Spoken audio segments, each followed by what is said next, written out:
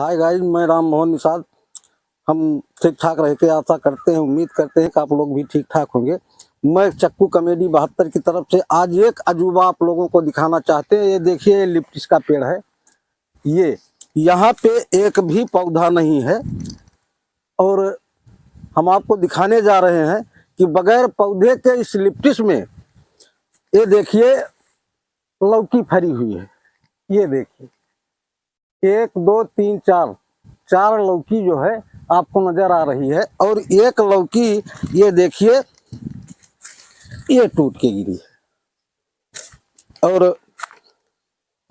इससे बड़ा अजूबा और क्या हो सकता। बगैर पेड़ के, बगैर लता के लिप्टिस पे ये लौकी फरी हुई है।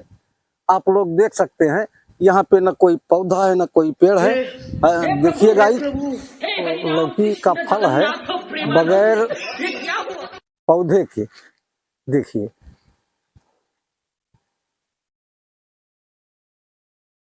है ना अजूबा। आप लोग इसको देखिए, लाइक कीजिए, शेयर कीजिए और कमेंट कीजिए कि इस पेड़ पे यहाँ कैसे अजूबा हो गया है। धन्यवाद।